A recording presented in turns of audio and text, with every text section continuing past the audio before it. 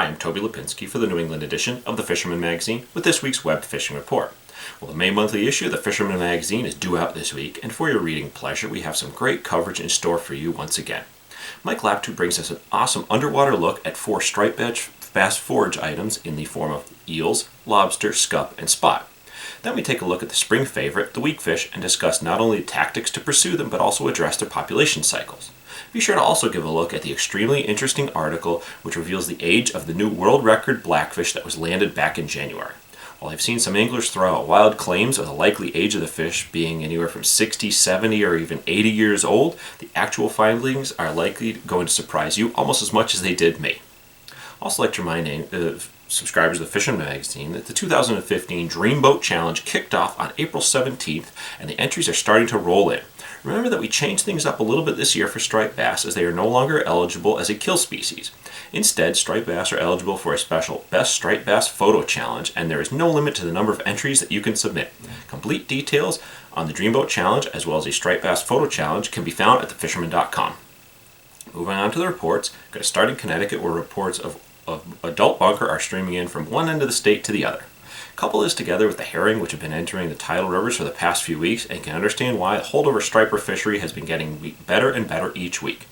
Fish are being landed in all of the major rivers, not just the Housatonic as some might think, and many of the smaller tidal rivers are also seeing a good bite lately.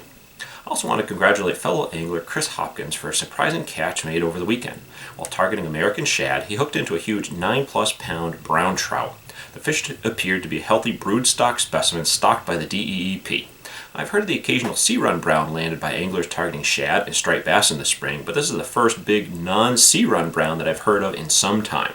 My reports also indicate that the shad run is slowly getting going in the Connecticut River, and I'm going to sneak out for a few casts this week myself. I'll report back next week on my results, so stay tuned. Over in Rhode Island, after last week's note about some striped bass being caught off Musquamacut Beach, it was only a matter of time before someone would take one at the West Wall. Well, according to Snug Harbor Marina, several schoolie bass as well as even some little bluefish were landed there this weekend. While the striped bass don't really surprise me, I want to say that I'm kind of shocked to hear that bluefish are there already. Fluke season opens this Friday in Rhode Island, and word from the commercial boats off of Block Island is of some fish on the move. The party boat fleet in Point Judah should start sailing this coming weekend on a limited basis until the run gets hot, so be sure to give them a call to see exactly when they plan to run. Remember that some of the largest largest fluke of the season are caught early on, so don't delay. And up in Massachusetts, there have been scattered reports of blackfish being landed in Buzzards Bay, but no real specifics have been made as to exactly where the fish are being found. Founder reports, however, have been coming in much more frequently, with fish being caught along much of the North Shore of Massachusetts. The weather in the coming days is supposed to be quite warm, and this will only help to fuel the bite. Lastly, I'd like to pass along word of an event taking place this weekend in Bourne, Mass. The Saltwater Lure Collectors Club is hosting its annual Vintage Plug Swap and Sale. This is a great event for vintage fishing memorabilia enthusiasts. Details of the event can be found at thefisherman.com in our events calendar. This event is free and open to the public, so give it a look. So there you have it. I'm Toby Lapinski for the New England edition of the Fisherman magazine, wishing you tight lines on the water. To receive the latest fishing reports, subscribe to the Fisherman's YouTube page. Click subscribe, then click the settings button and check Send Me Updates. You'll now receive notifications of the latest Fisherman YouTube videos and reports.